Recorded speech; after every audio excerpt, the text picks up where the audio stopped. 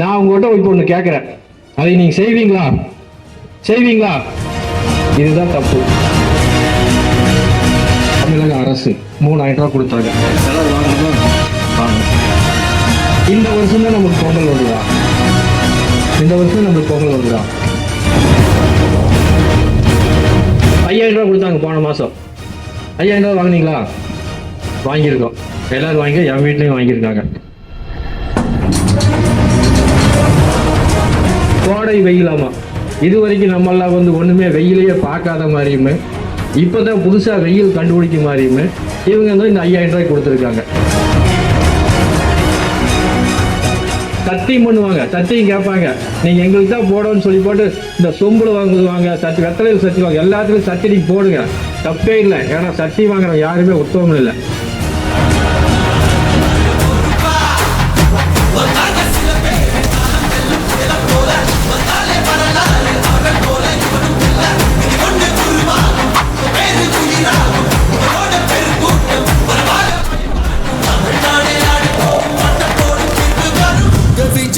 விஜய் உயிரன வரனா,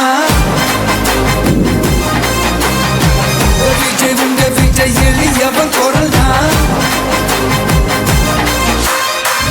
விஜய் உங்க விஜய் தனியால் இல்ல கடல்னா, விஜய் உங்க விஜய் எளியவன் குரல்னா. தலைமையே துணை,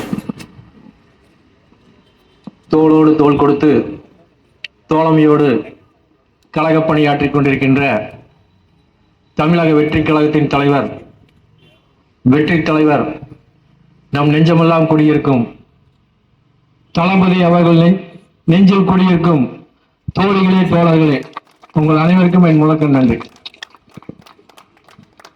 நீங்க ரொம்ப நேரமா காத்திருக்கீங்க கேள்விப்பட்டேன். இன்னைக்கு நிறைய நிகழ்ச்சிகள், மகளிர் தினத்தை முன்னிட்டு தமிழக வெற்றி கழகம் வந்து இன்னைக்கு நிறைய நிகழ்ச்சிகள் தமிழ்நாடு முழுவதும் எழுச்சியோடு கொண்டாடிட்டு இருக்காங்க. இன்னமே இதுக்கப்புறம் நாங்கள் நிறைய நிகழ்ச்சிகள் கலந்து கொண்ட வேண்டியது. அதனால என்னோட உரை சின்னதாக ஒன்று முடிச்சுக்கிறேன். இப்போ நம்மளுக்கு வந்து மகளிர் தினத்தை பத்தி சொன்னாங்க, மகளிரோட விழிப்புணர்வு பத்தி ஒவ்வொருத்தரும் ஒன்று சொன்னாங்க, நிறைய நம்ம கேட்டுக்கிறோம். நான் உங்ககிட்ட இப்போ ஒன்று கேட்கிறேன், அதை நீங்க செய்வீங்களா? செய்வீங்களா? இதுதான் தப்பு. என்னன்னு சொல்லவே இல்லை, செய்வீங்களானே செய்வேன்ட்டீங்க.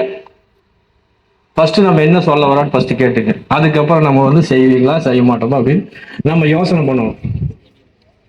இப்போ நமக்குள்ள வந்து இந்த பொங்கல் திருநாளுக்கு வந்து தமிழக அரசாங்கம் வந்து 3000 ரூபாய் பணம் கொடுத்துருப்பாங்க. திமுக வல்ல தமிழக அரசு 3000 ரூபாய் கொடுத்தாங்க. எல்லாரும் வாங்கணுமா? வாங்கணும். இந்த வருஷம் தான் நமக்கு பொங்கல் வந்துதா? இந்த வருஷம் தான் நம்மளுக்கு பொங்கல் வந்துதா? இதுக்கு மேலே நம்ம பொங்கல் வரவே இல்லையா? கொண்டாடவே இல்லையா? அப்ப ஏன் இந்த வருஷம் மட்டும் நமக்கு 3000 ரூபாய் கொடுத்தாங்க? நம்ம கொஞ்சம் யோசிக்கணும். அது யாரோட பணம்? நம்ம பணம்.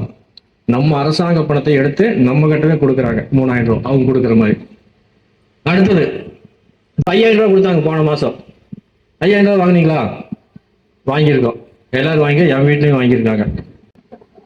வாங்கணும், ஏன்னா வந்து இது அரசாங்கத்தின் பணம், அரசாங்கத்தோட பணத்தை எடுத்து கொடுக்குறாங்க. மாசம் மாசம் 1000 ரூபாய் கொடுத்துருக்கிற இந்த அரசாங்கம் எதுக்காக 5000 ரூபாய் கொடுத்தாங்க?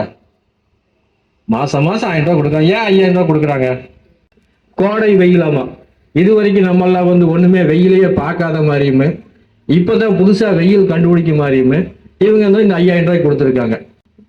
ஏன்னா தேர்தல்ங்கிற ஒரே காரணத்துக்காக மட்டும்தான் இந்த 3000 5000 இது எல்லாமே அரசாங்கத்தின் பணம், நம்மளோட பணம்.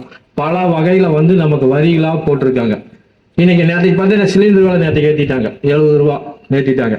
இந்த மாதிரி வந்து எல்லா விலைவாசிகளுமே ஏற்றிட்டாங்க. இன்னைக்கு வந்து நம்ம அன்னைக்கு இருந்த விலைவாசிகள் இன்னைக்கு இருக்கா? கண்டிப்பா இல்லை. இன்னைக்கெல்லாம் வீடு கட்டணும்னா நம்ம இன்ஜினியர்கள் நிறைய இருக்காங்க.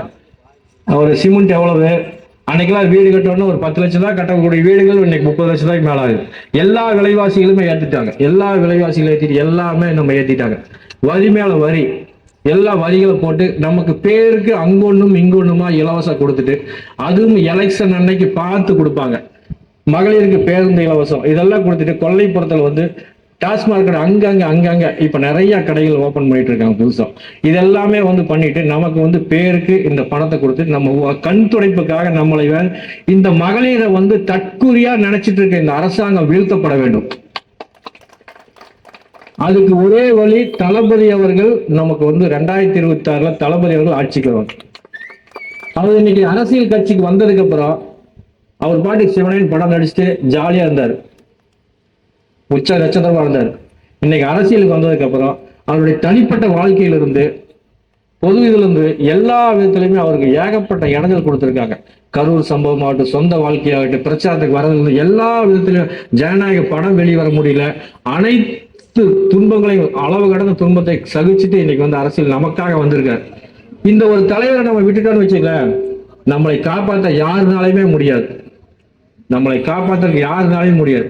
இனி ஒவ்வொரு மாசம் நம்ம இதே மாதிரி பணத்தை வாங்கி நம்ம போயிட்டே இருக்க வேண்டியதான். அதனால உங்களுக்கு எல்லாம் நான் சொல்லக்கூடியதுன்னா, யார் என்ன கொடுத்தாலும் சரி, அது ஆளுங்கட்சியா இருந்தாலும் சரி, ஆண்ட கட்சியா இருந்தாலும், என்ன கொடுத்தாலும் வாங்கிக்கோங்க. சத்தியம் பண்ணுவாங்க, சத்தியம் கேட்பாங்க. நீங்க எங்களுக்கு தான் போடணும்னு சொல்லி போட்டு இந்த சொம்புல வாங்குவாங்க, வெத்தலையில் சத்தி வாங்க, எல்லாத்துலயும் சத்தி நீங்க போடுங்க, தப்பே இல்லை. ஏன்னா சத்தியம் வாங்குறவங்க யாருமே உத்தமம் இல்லை. அதனால நீங்க தாராளமா சத்தியம் பண்ணி கொடுங்க. சத்தியம் பண்ணி கொடுத்துட்டு ஓட்டை மட்டும் விசில் சின்னத்தை போடுங்க. அப்பதான் இந்த நமக்கு ஒரு மாற்றம் வந்து மிகப்பெரிய ஒரு மாற்றம் கிடைக்கும்னு கேட்டு இந்த வாய்ப்பு கொடுத்தவங்க எல்லாத்துக்கும் நன்றி கூறி விடைபெறுகிறேன். நன்றி, வணக்கம்.